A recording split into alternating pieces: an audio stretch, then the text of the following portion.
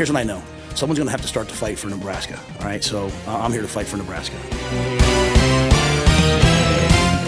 And finally, the team grows up. It's what people always ask me about year 3. Finally, the team grows up, and they're like, well, I got to go make the play. It's time to join the Husker Huddle with Nick Handley and Grant Hansen.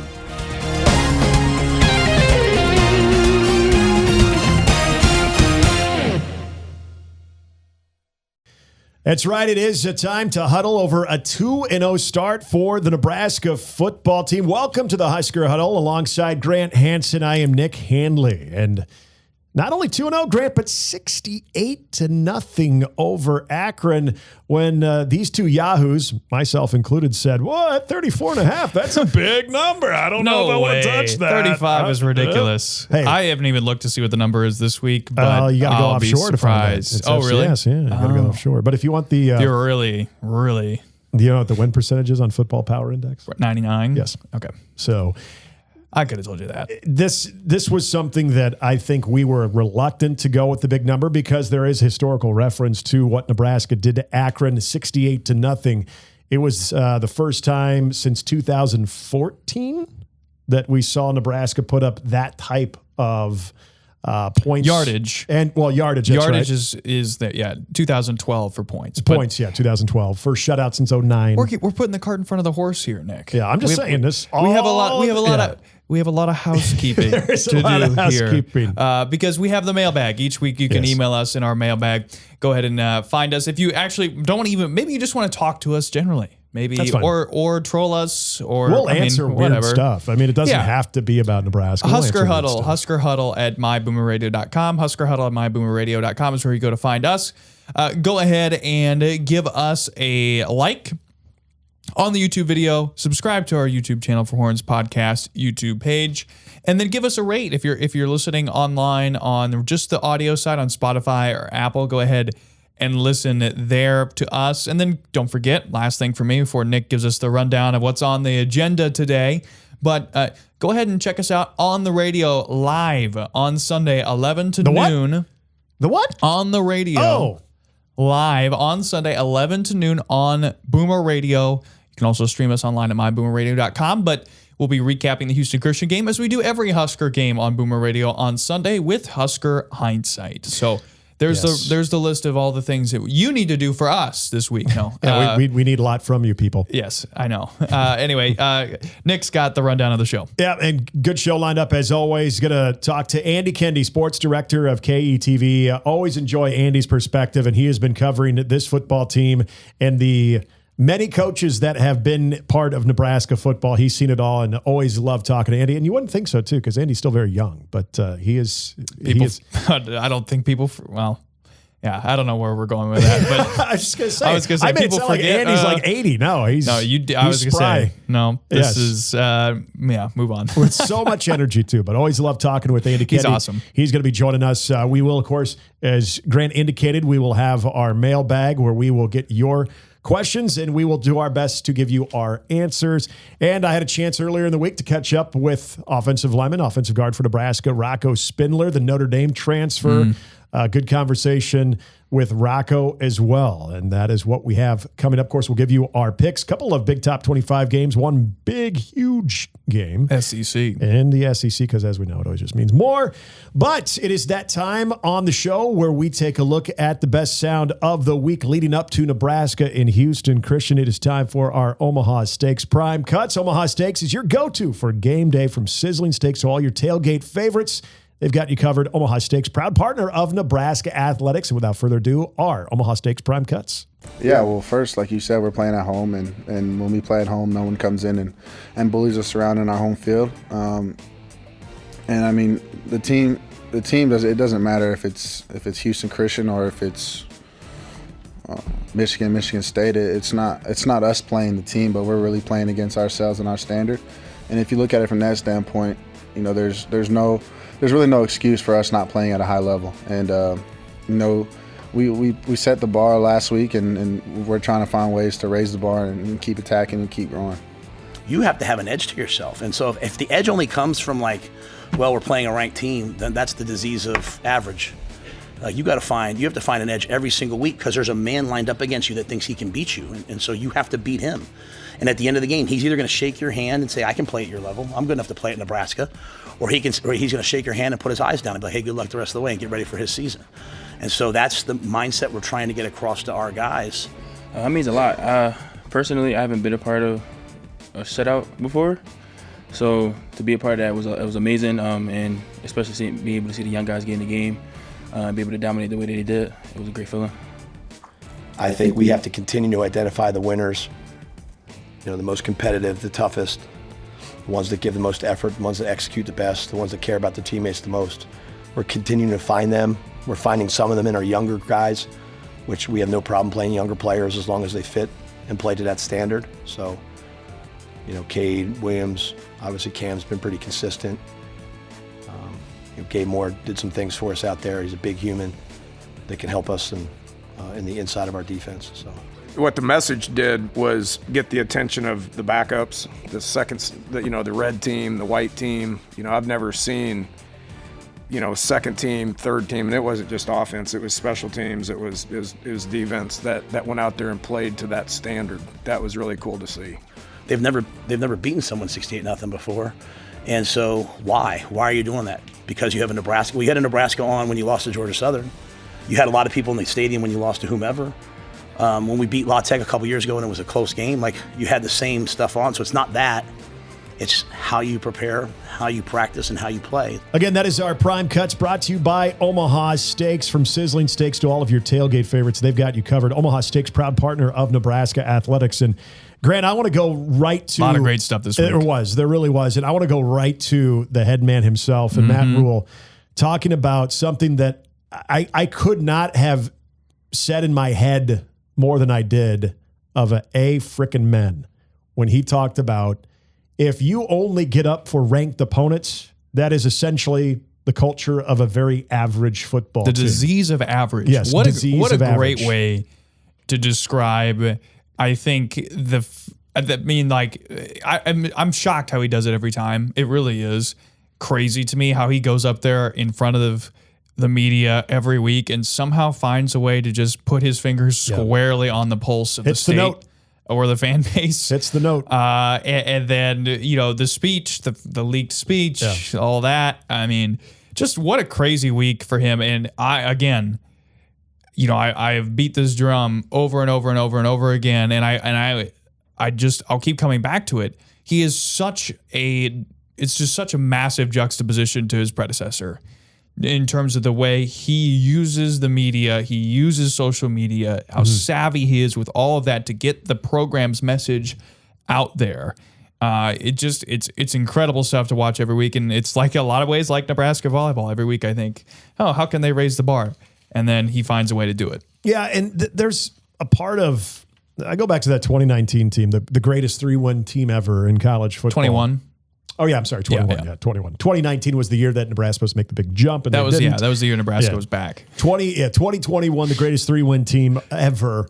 And you saw the way that Nebraska showed up and really competed to the very bone of it against some very good teams that year. And for whatever reason, could not find that play to get them over the hump. Sure.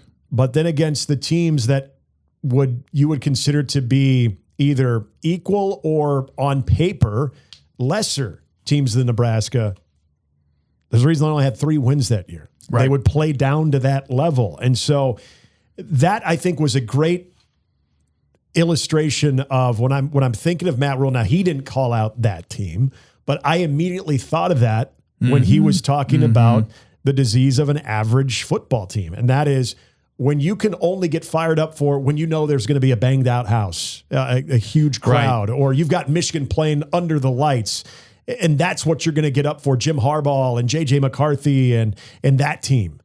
But, all right, where's that same type of fire against, now, Northwestern, by example, because that was the one team they blew out that year. Right. But where's the fire against a Minnesota team? Right. Where's the fire against Iowa? And it's such an interesting way of putting it, too, that, right, that you're touching on that last bite from Rule. But it's fascinating to me because he's saying, look, and it's right, there is no magic sauce. There is no, like, you guys have everything you need here to be successful. There is no, ethereal thing out there that you just need to grab to beat a team like Michigan or anybody else that you're facing down the way, right? Like, it all just comes down to simple things like how you prepare and how you practice throughout the week, and you do it the same for everybody. And it's coach speak, I get it, but man, he makes coach speak, even if it is a little bit of coach speak, he takes it to a whole new level. And look, I mean, he's right.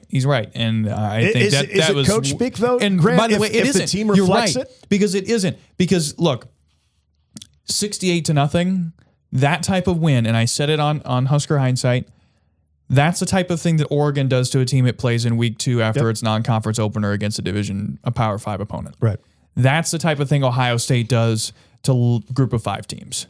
And look, I'm not saying Nebraska is going to reach those levels this year, but that's a clear step in the right direction, because how often have we seen Nebraska beat a team 35-7, 42-17, something like that? Yeah, it's a good win, and the fan base is happy with it, but it's not what we saw this past Saturday. And to get there, you have to do and say some of the things that Matt Rule has done and said, and then he just publicly puts that out there too, just so the people that are 18, 17 years old right now, 16 years old that are making decisions in the future that are going to affect Nebraska football see it and say, I want to go play for that guy. Yeah, because and you're right. I mean, there's a lot of things that are coach speak when anytime a coach gets in front of a microphone, but if the team, and I understand we're only 2 games into this thing, and we can all argue or at least debate about the quality of competition. Hey, Cincinnati bounced right back, beat Bowling Green. They looked okay in doing so. Sure.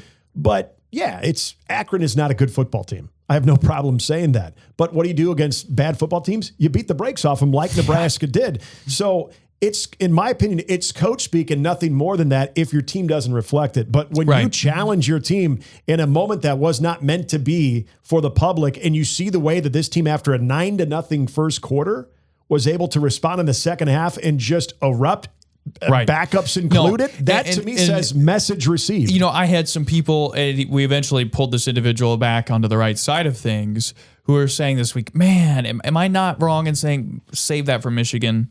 Save that for Penn State, save that for USC. And I'm like, hell no. Like, because this is no half measures. It's Breaking Bad. No half measures. And that's what we saw from Nebraska for the first time in a long time in that win over Akron. There were no half measures in that game. And that's another step forward. Like, we keep trying to point ways to actual clear objective success, steps in the right direction. That was one. And now, can you replicate it? That's the next thing. Can you replicate it against Houston Christian, a lesser opponent potentially, or at least in terms of what we generally think of Power 5, FCS, all the hierarchy of everything this week? Yeah. Can you replicate it? Can you do it again? And I think that was kind of the theme, if you noticed there on our Omaha Steaks Prime Cuts, was a lot of the what's your encore to a game like that? How do you generate the same type of level of play against a team that on paper should be even worse than Akron? Maybe they wouldn't be if they faced each other, because Akron was pretty bad. And so now there is this standard, there's this bar that's been set that Nebraska has to meet. And you heard what Dylan said there, and being able to generate that excitement. You heard Dana Holgerson talk about what that halftime speech did, but how it trickled down to even all the backups, everyone who got a chance to play. And it was talked about a lot during that press conference this week of the motivating factor. You even heard Elijah Judy talk about, not only was it great to be a part of a shutout, but it was great to see guys that you don't know if they're going to be able to play every game, because you may not be able to get to them because you're not in that comfort level, that comfort zone of winning a football game. It's great to see those guys come in and carry on that nastiness of preserving a shutout. For sure. And so to me, that's that perfect example of what Matt Rule said before the Cincinnati game, of playing the man, not the brand. And being able to understand that, as Dylan said, you're playing against yourself and your standard. If this team truly believes that, and we'll see as this thing gets into conference play, we'll truly see. But if this team truly buys into playing the man, not the brand, and playing to that standard that they're holding themselves accountable for, that is a major step. That is what this program needs. There are fans that'll be going into Saturday's game, I'm sure many of you watching, who will want 50 points at least. Mm-hmm. Like, there are fans that'll go into this game on Saturday expecting a 50 burger. I cannot think of many times when that happened in recent years. And so, yeah, anyway, I think that's like 4 out of the 5 bites were around that topic, which is interesting. Look, it either tells you that's where our heads were at this week, or where the team's collective head was at, because I think everybody really was kind of in that sphere. I like what John Butler had to say. Yeah. Because we're just talking. talking, again, guys like Cade Petchak. I mean, what a cool story he's been. And look, this is a guy that you hear rumblings about in fall camp. And he was brought up, if you remember, it wasn't asked by a reporter. It was voluntarily brought up by members of the defensive coaching staff. They would just bring his name up unwarranted, and I think that was starting to set the tone. You kind of had this simmer building, and you didn't see a ton of him against Cincinnati. And then it bubbles over when he makes his first career tackle for a lost safety in the end zone against Akron, and then he caused a whole bunch of damage. I didn't even know and this is maybe on me, sorry if this is just me being uninformed, but I didn't even realize that he led Nebraska in tackles in that game until after they were done. And it was only 4, and in large part that's kind of a box score anomaly just because of the amount of different guys that played in that game. Over 100 guys played in that game this past Saturday. But, man, what a great game that he had. And look, they're just trying to find winners. And I'm glad that stuck through, because I think there was some worry maybe on the defensive side of the ball that when Tony White left, there'd be a change in philosophy there about playing as many guys as Nebraska wants to play. And we'll see if that holds throughout the rest of the year.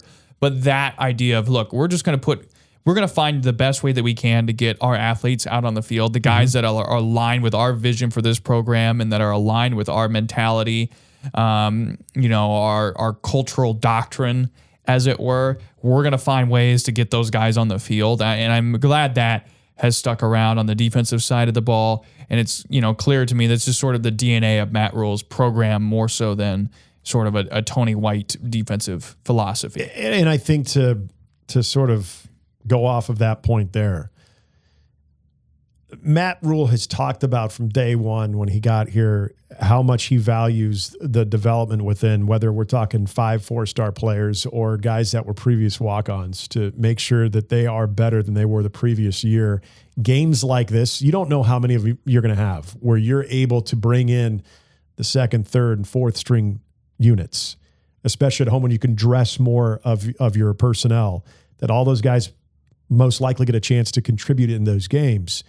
But to see, and I'll use the defensive part of this as the example, to see each one of those levels pick up from where the previous one left off. Sure. That to me shows that internal development. Again, I'm not trying to make it sound like Akron is the MAC championship favorite or anything of that nature, but a shutout's a shutout.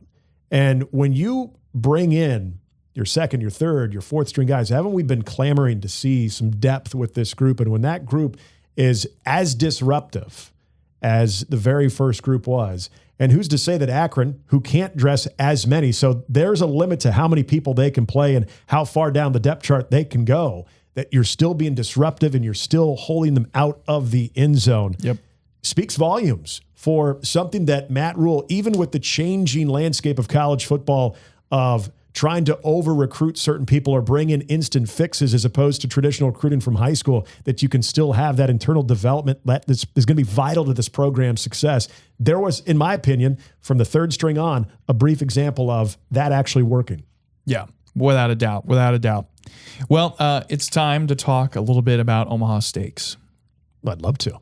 I would absolutely love to, because I'm hungry right now. Yes, and what a great week, and the weather has been perfect. I don't know about you, Grant, but as we get those cooler nights, you just want to grill. Well, we've hit false fall. I think we've passed it this weekend. We're looking at the last gasps of summer, and it's still a great time to grill. It's always a great time to grill, but it's a little bit more pleasant right now than other times. And it's even more pleasant to grill when you know you're grilling quality products, and Omaha Steaks has that in spades. What a fantastic thing you bring up there, because you and I were going down to the press conference and we were talking about a non-Omaha steak. And we talked about how you get that, you unwrap, and all of a sudden there's a lot of gristle and fat. You're not getting that with Omaha Steaks. We're talking the tender cuts. We're talking that USDA certified tender cuts. You're going to notice that in the difference. I've noticed that. My wife has noticed that. Everybody who's ever cut into an Omaha steak, you're like, hey, where's the fat? This is all pure tender meat. What shouldn't happen while you're eating a steak? You shouldn't be pissed off. Like half the steak is fat? I'm telling you what, that is not going to happen with Omaha Steaks. Whatever the complete opposite of that is, that's the emotion you're going to feel when you're cooking and eating and enjoying products from Omaha Steaks. And we've got a couple of ways for you to make that experience even cheaper. Absolutely. You can get fired up for fall grilling right now with Omaha Steaks. Visit omahasteaks.com for 50% off site-wide during their Red Hot Sale event, and for an extra $35 off. Use the promo code HUDDLE at checkouts. Happy to bring in our guest for the week. Of course, anytime you've watched the highlights, the revving up to the broadcast itself, especially when it's on ABC, you know this man, Andy Kendeigh. He is the sports director at KETV and one of the staples in the local sports community, especially when it comes to covering Husker football. Nobody does it better than KETV and our man, Andy Kendeigh. Andy, good afternoon. How are you? Great, boys. Thanks for having me, and very kind words. You know, the landscape has changed so much that we rarely get a Husker game anymore. It's very sad. Once the Big Ten went to Fox, it was a dark day. So, but if we are your SEC station, it means more. It just means more. Just remember that. Well, yeah. Let's just go ahead. We're going to break. We'll forget about Nebraska. The point here is, let's talk about Georgia and Tennessee. Yeah, no, I'm kidding. Big one tonight. Big one. Yeah, that's right.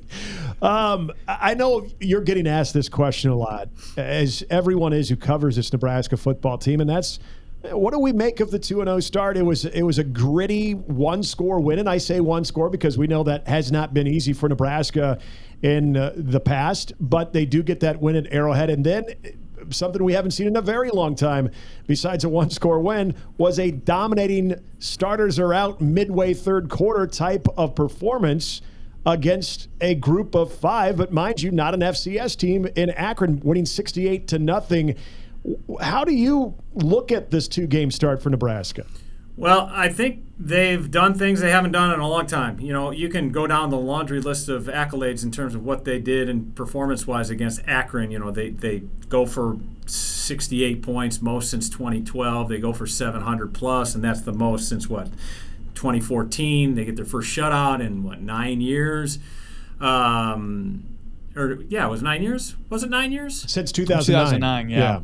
Or 16 years. Yeah, you have a 9 in there, though. Math wasn't my strong part. Yeah, 2009. That was Bo Pelini, Nebraska's back, right? That was Arizona. That's right. In the Holiday Bowl.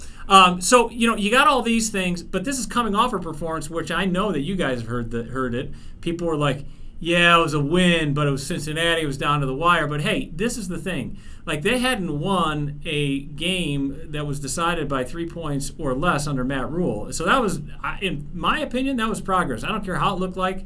You were able to close the deal in Kansas City. You were able to blow the doors off an opponent that you should have blown their doors off of. And I think it's progress.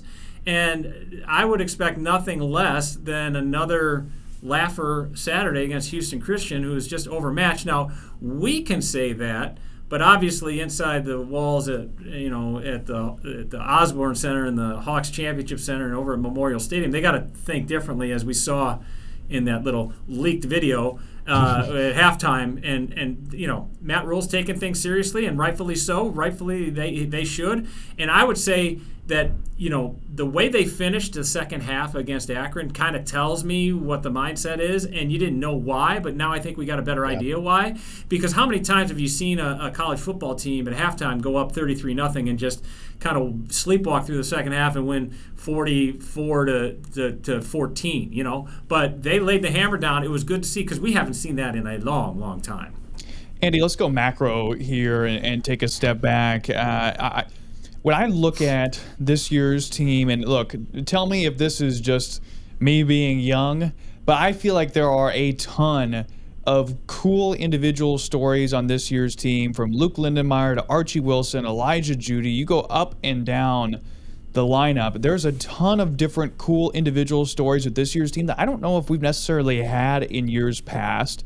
You've got an eye for that sort of thing. What say you? Well, I think that they've shined a light on these great stories, and where in the past maybe they would keep those behind closed doors. And I think that's one of the ways that Matt Rule has taken ownership of this program in terms of showing willingness to give you a peek behind the curtain. And I appreciate that. And I know fans appreciate that. I mean, I loved seeing that video at halftime. I loved it because that's something that we're not allowed to be and not allowed to see. And to get his fiery speech, I loved it. To see Luke Lindenmeyer drop down on a knee and propose to his girlfriend after the game, that's a wonderful story. That was such a cool moment for him and his family and her family. And she's a Scarlet, so all of her teammates were behind her, and all Luke's teammates were cheering him on. It was a really special deal. And guys, I was in the food line. I know it's shocking. So I was in the food line at Memorial Stadium on Saturday, and was next to a young lady, and we started small talking. And she was from Inside Edition, and oh yeah, she's a Missouri grad, whatever. But she flew from New York with a photographer to do the Archie Wilson story, and of course. Archie Wilson doesn't even punt in the game. So they still did the story. You can find it on YouTube, but it was not much action shots. It was kind of like us in the preseason. I don't think we got to see Archie Wilson punt once, but we sure did a lot of stories on Archie Wilson, right? But it was a lot of him walking around. But that's a great story. And Elijah Judy, the young father expecting him and his wife expecting a child, and those are the types of stories I think people gravitate towards in terms of human interest. It's not just about the X's and O's, and I think that's what makes Nebraska special. I think that's why this program is getting so much attention locally, because think about years past. At this point of the season, in years past, half of the fan base would probably be checked out because there was a disappointing loss, or hey, they weren't as advertised, and you darn media kept feeding us the Kool-Aid and that type of things. No, this team's 2-0. They're going to go 3-0 this week, and then take your chances with Michigan State, and then who knows what happens the rest of the way. And Andy, you bring up something that made me immediately think of, usually teams are a reflection of their leadership. And I feel like in years past, and I know they had their reasons, and I'm not saying they were wrong to do this, but you go back to Bo, you go back to Mike Riley, you go back to even Scott Frost. It always seemed like there was a reluctance to let that overall team personality out. We've seen Matt Rule go completely the opposite. We saw the chasing three where fans could get a chance to get an inside look of the day-to-day. I'm curious, in your opinion, do you think not just Matt Rule, but other coaches are looking at this day and age where they can win over recruits, but also show their current players, when they're re-recruiting them, how they can monetize by having that personality being shown and having that platform, that it can keep a lot of people not only interested in this team, but interested in the individual brand that will keep those players wanting to remain at that school? Well, a great example, Nick, is what about Matt Rule on Pat McAfee? Like he's built. Why is he doing it? Well, because he can spread the word about Nebraska football. He said it. Matt Rule said it's a couple weeks ago. He said, we want it to be cool to like Nebraska football. And I think if they continue to win and continue to make these great stories public, I think that will just help build the program to another level. They are gathering attention. This Archie Wilson story. This is one of the more most told international football stories of an American college athletes in years. Like, this guy got so much run from around the globe. It wasn't just a local story. Just because the guy, what did he do? He showed he was vulnerable. He showed he was a kid. That's what college athletes are. We keep forgetting. And I know I'm guilty of this too. Oh, this guy's making X amount, or this guy's probably making X amount, and we go right to the money. Well, you know what? When they still got to go to class.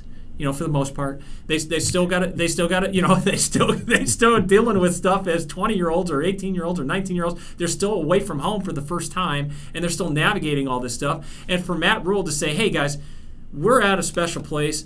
I'm going to tell everybody that this is a special place. I'm going to do my own podcast. I'm going to go on Pat McAfee's National. And don't be surprised when you see Dylan Raiola join Matt Rule one week on Pat McAfee or Emmett Johnson or one of the great stories that starts to unravel here. And you will see that, in my opinion. Now, it's great and good right now at 2-0. Let's see what happens after a tough loss and how they handle it there, which I think will speak as much about the program as anything, about how they handle that adversity and try to bounce back.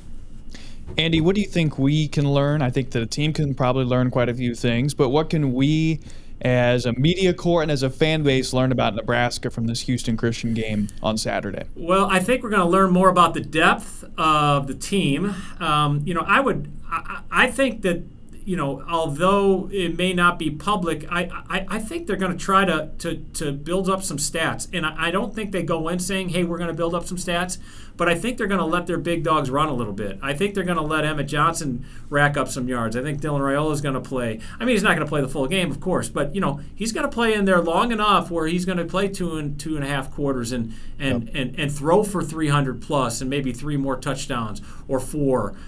Because I think that's important. Think about this, guys. Raiola's right now, he's one of the leaders in completion percentage in the country. He's in the top 5. He's 6 touchdowns and no interceptions. That's always a stat we gravitate towards. Well, if he goes 4 touchdowns and no interceptions, that's 10-0 going into Michigan, right? That grabs your attention. And I think we haven't seen that from a Nebraska team in a while, and I think that can be important as a team moves into Big Ten play, trying to gather attention nationally. Locally, we're fine. I mean, everybody knows that the world revolves around the team in Lincoln. But I think nationally, outside this area, I think people are starting to wonder. Like, I got a couple texts from this buddies this weekend going, holy cow, from coast to coast, saying 68-0. Is Akron that bad or Nebraska that good? And I'm like, well, it's too early to tell.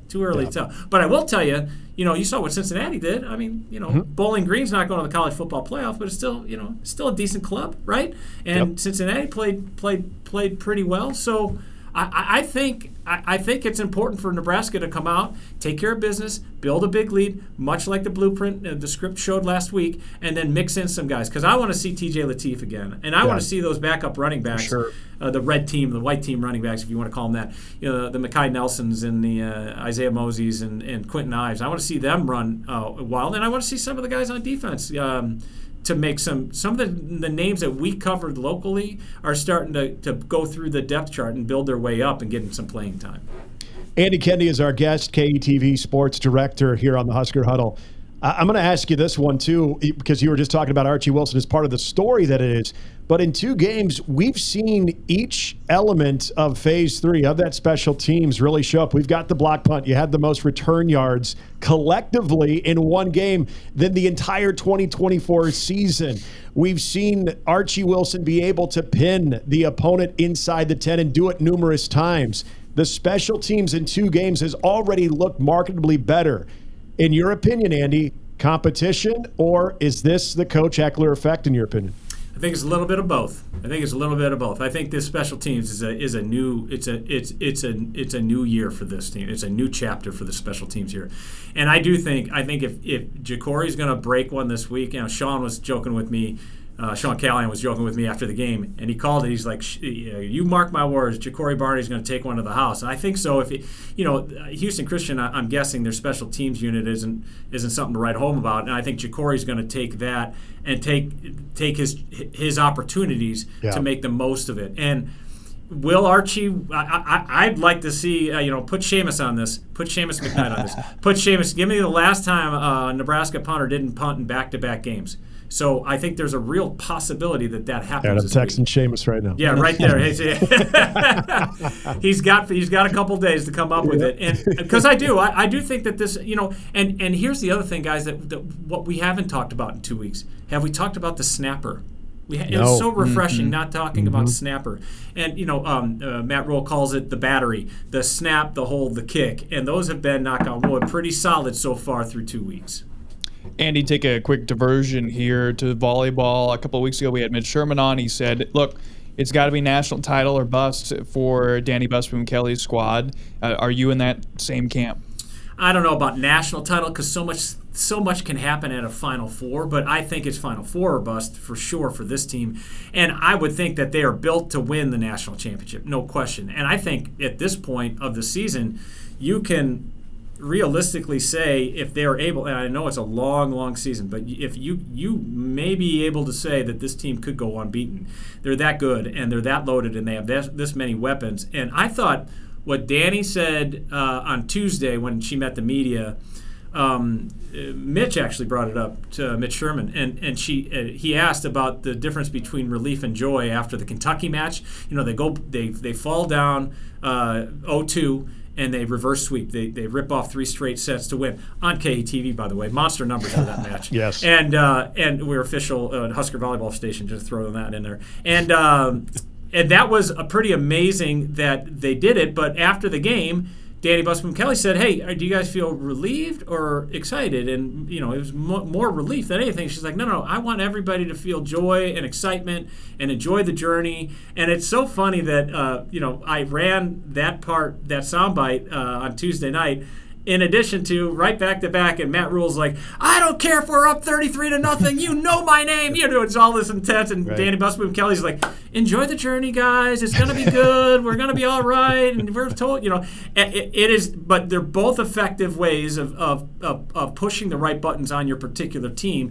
And I do think that approach for this team, for Nebraska volleyball, is going to serve them wonders because it's a long season. A lot can happen. Mm-hmm. You're going to have bad nights. And are you going to be able to go unbeaten? Who knows? But I think the bottom line is that this team is built to go to the national championship. They have all the pieces in place.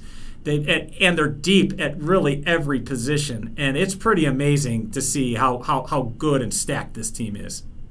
Andy, I know this is the slow time for you, and I say that obviously very sarcastically, but I would be remiss if I didn't say between yourself and Lauren and Matt, the entire KETV sports machine that not only covers Nebraska so well, but also all of the local sports and what you guys do on Friday nights with the high school football machine and everything. Always kudos. And for folks that are listening and watching on YouTube on this Friday, as we get ready for not only high school football on Friday night, but also the pregame coverage on KETV and all of the highlights, just lay out the timeline for us. When can people get all of that? Well, Saturday. In fact, I'm going to talk quickly because I just saw my computer's dying. So I didn't even bring what do you call it? A charger. A charger in here. So I'm an idiot.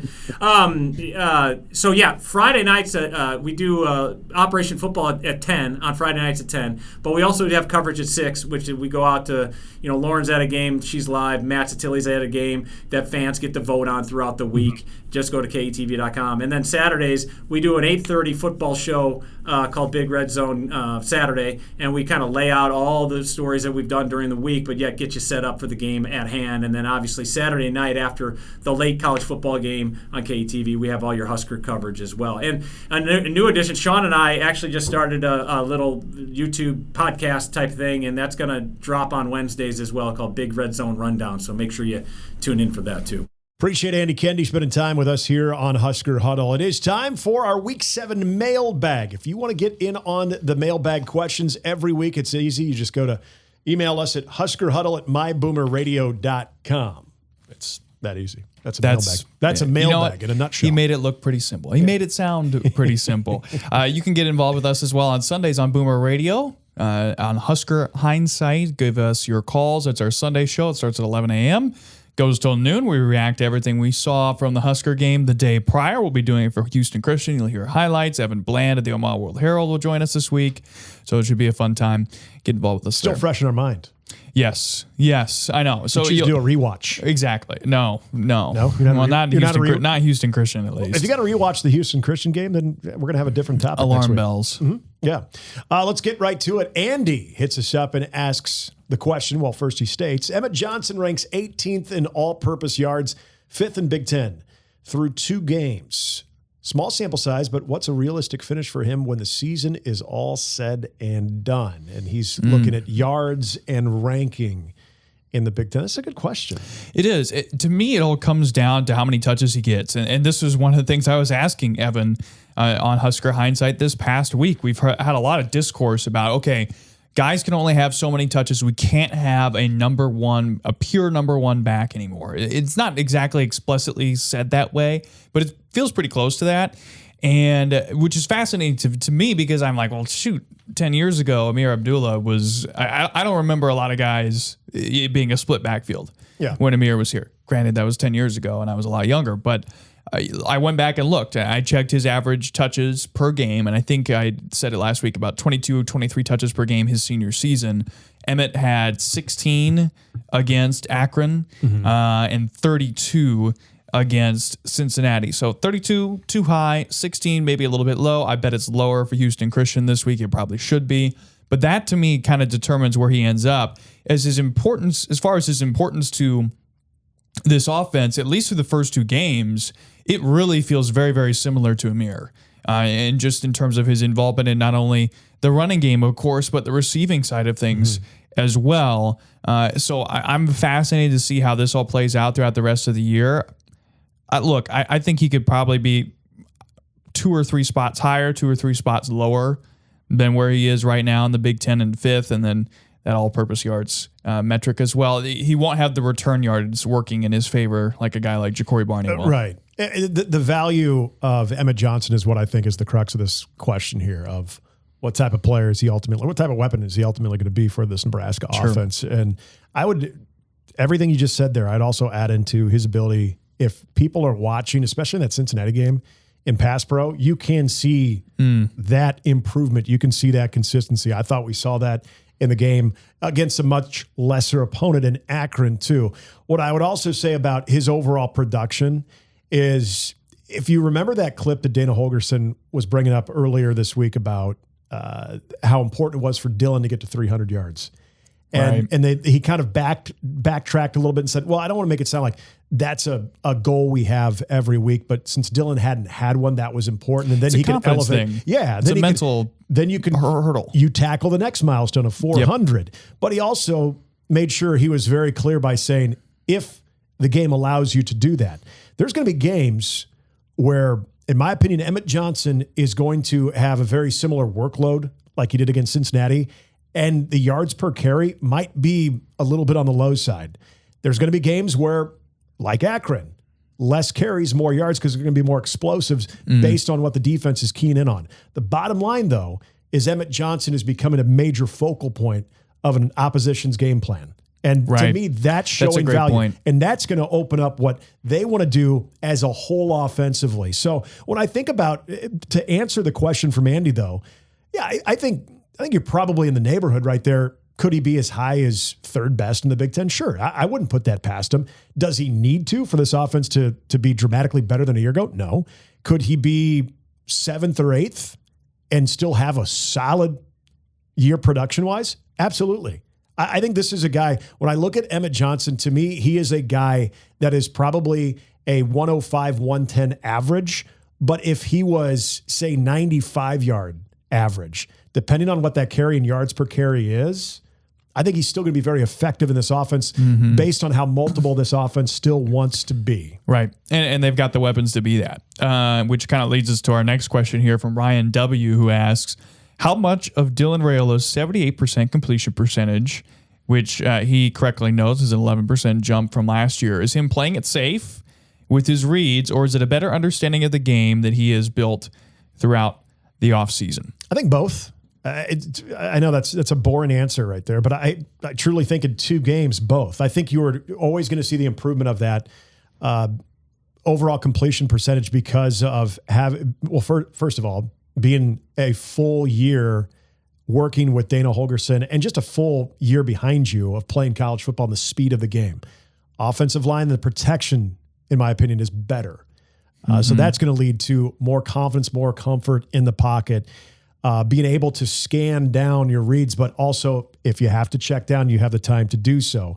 But I think, I'll admit, I felt against Cincinnati, there was a little bit of a conservative approach by Dylan compared to what we saw against Akron. And I think more than anything, that was a lot of what they were seeing from Cincinnati on film and then what Cincinnati threw at them with that 3 safety look, a three high look there. I think that wasn't something they were necessarily expecting to go into. And I think, and I'll give Dylan credit, I think this is actually a very good thing that he saw something he wasn't quite maybe confident or overly comfortable with. So he wasn't going to just be the gunslinger and continue to try to fit it into windows that maybe weren't there or were there for just a brief second, knowing that he missed that window. It's better to live for another down than to try to change the complexity of the game by turning the ball over. So I think there's a lot of that to what you saw with what I still thought was a little bit more of a conservative approach against Cincinnati. I think it was based on more of the defense, but I think that his last point of that question, his overall understanding of this offense, I think is ultimately what led to that percentage. Right now. To me, I don't think it's as much playing it safe as it is just a better, quicker, more sophisticated processing of what he needs to do. And that doesn't just mean after the snap. I think largely, just based on what we've heard from the coaching staff, is largely coming pre-snap and how he gets his team into the right check, into the right play. Whatever he's seeing out there on the defense, he understands it, he diagnoses it, and he knows what tools he has in his toolbox to confront the problem that the defense on the other side of the ball is giving him. That, to me, is a big, big piece of this. And we hear it, I said it on Husker on Hindsight this past week.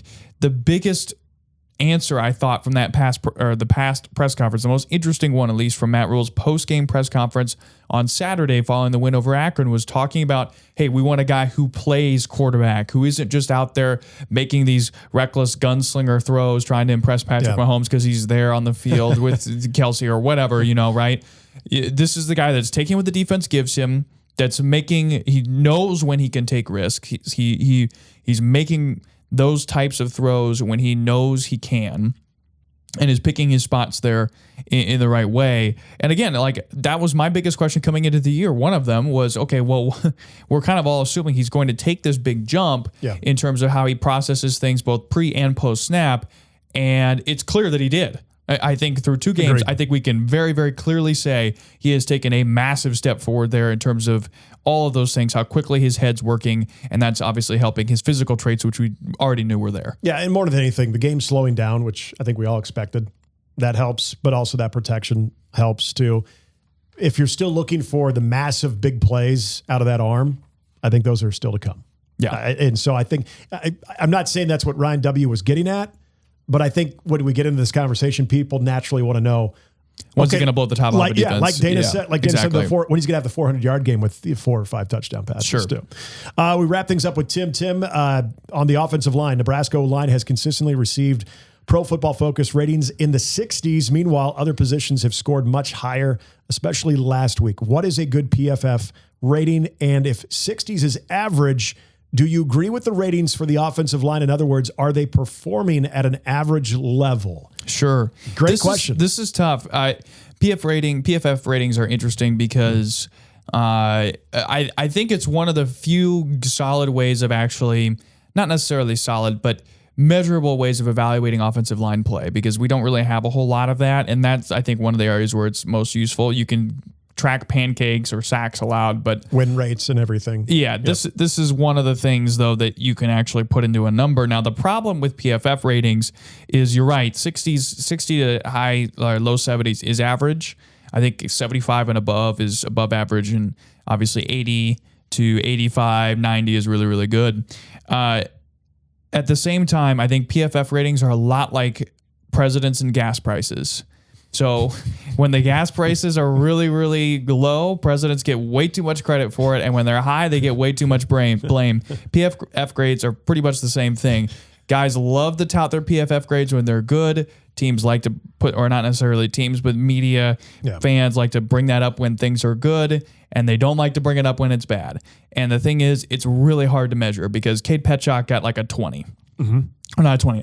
That's really bad. That's obviously bad. No, he got about a 60 this past week, and he definitely played better than that. Yeah. If you go back and look at the grades that Nebraska players got, from this past week, not everybody lines up with, oh, Luke Lindenmeyer got an 88. He did, or a high 80. Dylan Raiola got a high 80. He did. So it's tough, because it's one of the few ways that we have to actually track offensive line performance.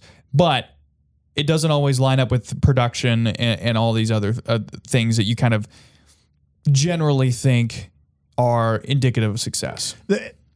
And you're right on a lot of those fronts. The only thing I would add to this is there's a lot of times that I use PFF for what my eyeballs were telling me to see if the grade would resonate with that. Would I see a dominant performance, and then when I look at the PFF grade, would it show that? And there have been times where it hasn't. In both ways. There have been times where I thought a player was non-existent or very ineffective and had a high grade. And this is in all positions. This isn't just on the offensive line. And then I've seen where a guy has looked great and all of a sudden the PFF grade was underwhelming. There are so many different elements that if your eye is telling you that the guy is holding their own at that position or is effective, typically as a fan or as someone that's going to be able to talk about this, I still am going to go off of that. These are the metrics that are used also to be able to grade out how certain guys are trending too. I'll give you one example to wrap it up. I'll call this the Bryce Benhart exercise.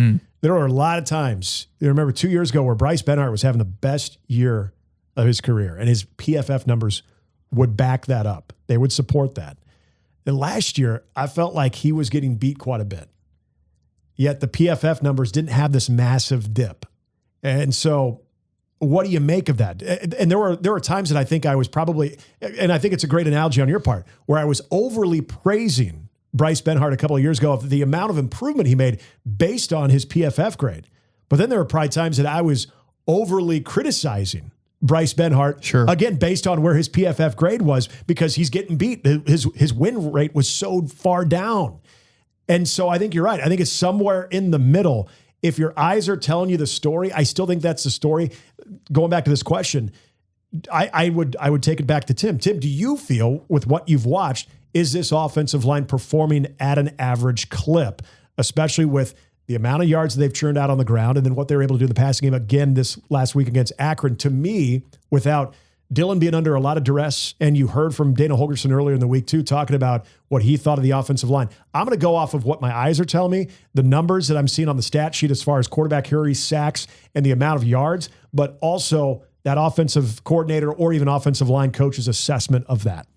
Folks, speaking of the offensive line, Nick Hanley got to chat with one of the members of that offensive line in Rocco Spindler, the transfer from Notre Dame, the senior, and take a listen to that interview. It is Husker All Access, brought to you by Access Bank. Here for a reason. Nick Hanley here with offensive lineman Rocco Spindler. I know we've had a chance to talk to you during fall camp. Now we're in the season right now, and just your assessment so far, offensive line play in the first two games. Yeah, I can't believe we're already into, now going into the third week. It's flying by. I think we're doing pretty well up front. We had a couple issues in the beginning, but we just got to keep correcting our technique and our fundamentals each and every day from practice, and just keep building off of it. We hear so much about that improvement from week 1 to week 2. For you guys as a unit, going from that Cincinnati game to the Akron game, and obviously the rushing yards speak volumes, where do you think the most improvement was made with just your group collectively?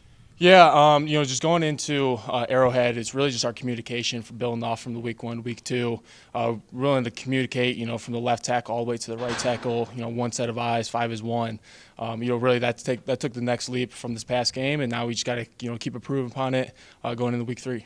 Emmett obviously has a big game, but there were so many moments throughout that game that you could see those holes developing before he even hit those.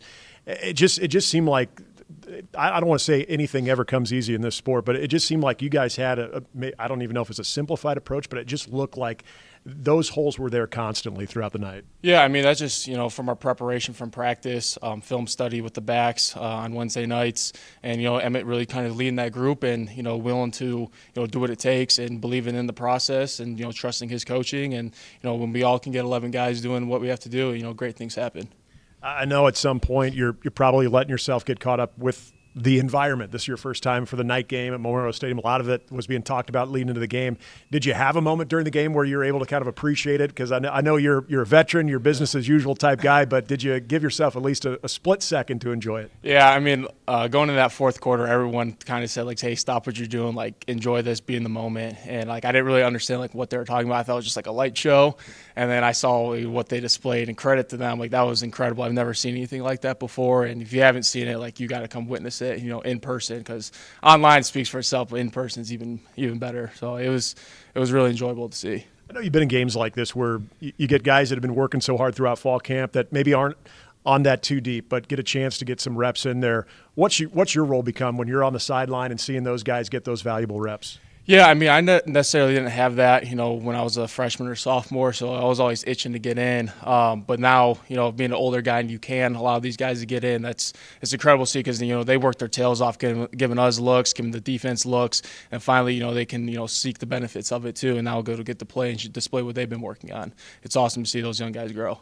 We were hearing Coach Holgerson talk about just the offense in general and that standard, and I know he was very it seemed like was really critical to a point, but also very challenging for this entire offense to take that step forward in the Akron game.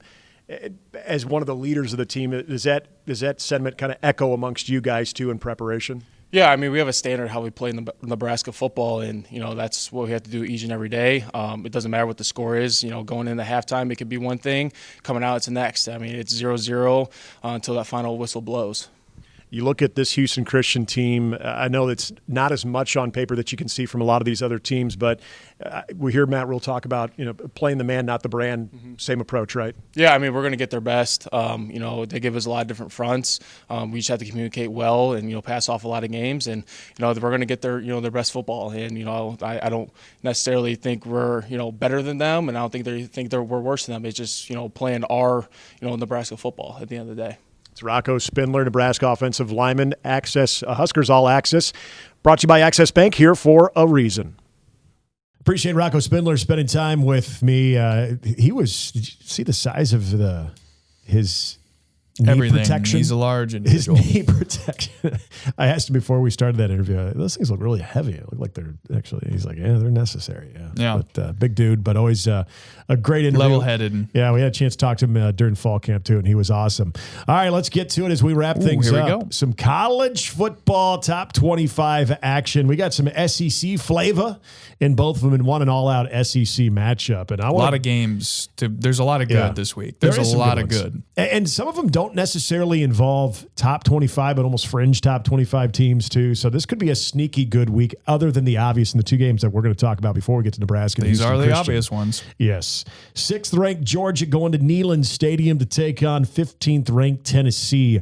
The Dogs are actually a road favorite by 3.5. The over-under on this one is 49.5. I'll let you take your crack at this one between Georgia and Tennessee at Neyland Stadium. Over 100,000 screaming Volunteer fans going to be rooting on the Fighting Josh Heupels. I tell you what, Joey Aguilar, what a freaking cool story. Agreed. I mean, this is a quarterback swap. In a lot of ways, just such a fascinating deal. 535 pass yards, 5 touchdowns, no picks. So great start to the year from him.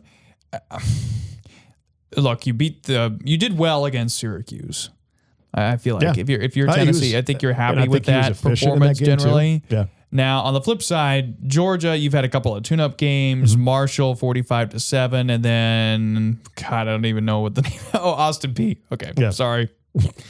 I was like, what the hell is APSU? You slapped some respect on Austin Peay, my man. 28-6 a win there. I don't know how I feel about that one necessarily. Look, FBI has Georgia as a dog, so this is a game that's basically when you compare Vegas, you include FPI, the rankings, past precedent. This thing feels like a toss-up. I'm going to go down on the side of general history here. I think Georgia gets this game done. They get the win on the road. They get the respect that they're looking for. This is a chance to validate, if you are Kirby Smart's crew, that, yep, we're still good. And this is the first game that you get to check that box. So I'm on Georgia here to take down Tennessee. And you got a relatively young quarterback in Gunnar Stockton for Georgia. But I think this is one of those games that Georgia, they recruit winners. And that's what I've loved about what Kirby Smart has done is it's been able to find the guys. It was kind of a thing with Alabama that maybe guys that necessarily weren't translating into the NFL pedigree. They're going to be first-round draft picks or the overall first pick taken out of the quarterback class, but guys that were just college football winners. And Stockton very well might be one of them. I'm seeing what you're laying down, though, as far as Tennessee at home, they've already had a Power 4 matchup. I thought what Joey Aguilar was able to do in that first matchup alone was impressive. And I think this is a young quarterback as well, at least to some extent, that is playing with the chip on his shoulder. You know what? You're gonna take the Tennessee stud. Okay, I'm gonna transfer. Hey, guess what? Tennessee's gonna pick me up. And you're working with a guy who understood what it's like to be a very successful college football quarterback, not necessarily an NFL quarterback, in the person of Josh Heupel. I like that combination a lot. And I think Tennessee at home in this matchup, who, by the way, it's not just the quarterback matchup. This is also, as much as Georgia has been loaded ever since Kirby Smart has been there, this is a Tennessee team that has continued to build its stockpile as well. This is a good football team. I'm taking Tennessee straight up to win this one. Yeah, I understand that. I mean, this game is about as close to a toss-up as you can get. Now, flip side, we'll head to one that is not necessarily a toss-up. Notre Dame hosting Texas A&M, number 8 versus number 16. 6.5-point favorite are the Fighting Irish. What say you, Nick Hanley? The loss against Miami did reveal one thing to me when Notre Dame took on the Hurricanes. First of all, I think Miami is going to be a tough ticket. I think they are going to be a tough team to deal with. Dare I say, could Miami be back in the games of significance? Well, they answered already one of those. But in that game, I like C.J. Carr. I really do like C.J. Carr. And I've liked this Notre Dame team. I think just that overall, again, kind of like what I said about Tennessee, you're going to pick some parts of this team and really talk about them, whether you're talking about a head coach, whether you're talking about a quarterback. But this is something Notre Dame has been able to recruit and build that roster really well. In games like this, where you need to flex against the SECs or the Big Tens of the world, these are the ones that they circle. Yeah, their schedule is always going to have a lot of that ammo on there, but I think especially against the SEC, and especially against a group like Texas A&M, I think Notre Dame's prime for this one. I think Notre Dame not only wins this game, I think they cover. I think they win by at least 10. Yeah, I think you're spot on with this. I really can't disagree with you because I like the quarterback. Texas A&M just finds a way to disappoint time and time again. So I'm with you 100% on Notre Dame. You have a bye week too here just to prepare for this game. So look, the money is on Notre Dame. It makes a complete sense to me. Like money line is minus 240. So, I mean, Notre Dame is a significant favorite here, at least as far as these types of matchup go. I think the preparation and combined with the home field advantage and superior quarterback play is enough, and Notre Dame wins this one. And I don't think it's particularly entertaining. I like Marcus Freeman with that extra week of preparation, so I'm glad you brought that up. All right, to the Nebraska-Houston Christian game. No official all right, Houston line. Christian wins. No, I'm kidding. Yeah, all right, hey, let's go right at it. No official line on this one. We've seen on some of the unofficial lines because anytime you have an FCS, it's hard to get in on the action there. But if you look really hard, you can. We've seen somewhere in the neighborhood, very similar to Akron, to 34.5. And I'm not here to say, like I did last week, that number's too Seems big a little for crazy. me.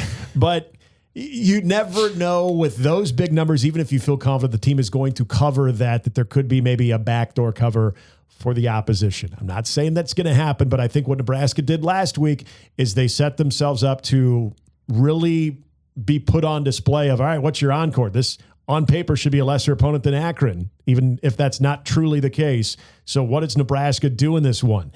Andy Kendeigh brought up, I think, a really good point about this game that I want to see when it comes to the return game.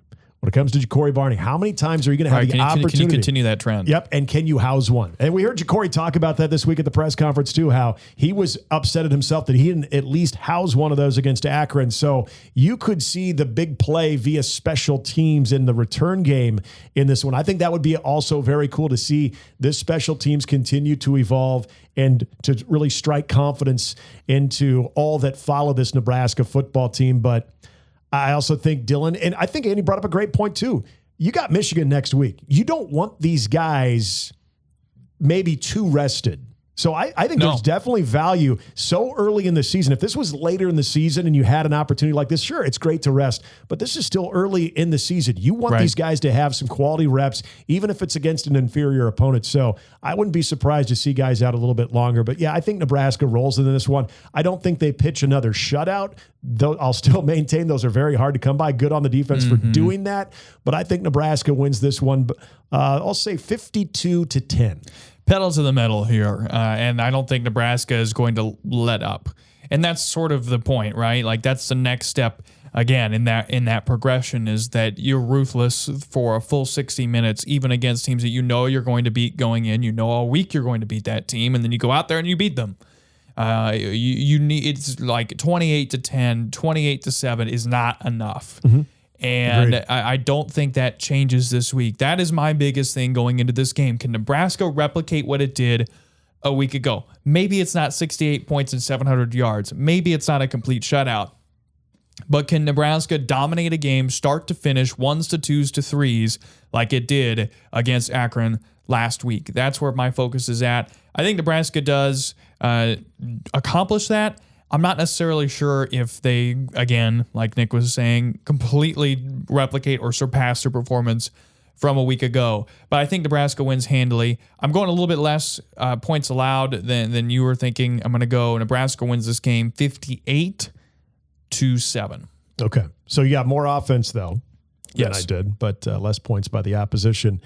A note about Houston Christian. This is a team, just based on the schedule that they played so far, they put up a big number against another very lowly FCS opponent. They lose last week by 10, but Matt Rule pointed this out. This is a defense. That seems to be their identity, is their defense. They've been a little bit more stout so far. They had the shutout early in the year, and then they only allowed 20 points last week. So this is a team that Nebraska, if you can get 45 plus on, you're still going to feel good about it, because even though it's an FCS team, that's been Houston Christian's identity right now is their defense. It's also a team that wants to run the football quite a bit. I was going to say that was where my head So was. let's see the D line try to take another step forward. Zayshawn Edwards, Yep, the running back. That's the guy.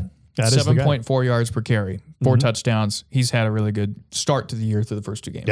Yeah. So they will try to run it at Nebraska, and that will be what you expect to see there from the matchup standpoint. We appreciate you being with us. Nebraska hoping to move to 3-0 to set up exactly what we wanted to see with that Michigan-Nebraska game in 1 week, a 2:30 ABC kickoff between the Huskers. Or no, that's CBS or ABC? I'm trying to remember.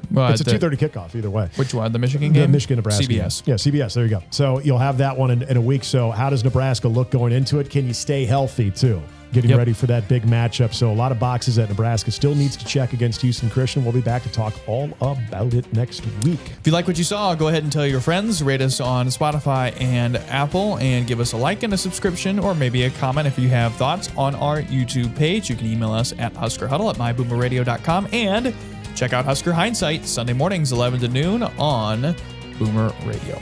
He's Grant Hansen. I'm Nick Hanley. We appreciate you checking out Husker Huddle. Until next week, enjoy the rest of your week. It's been our pleasure.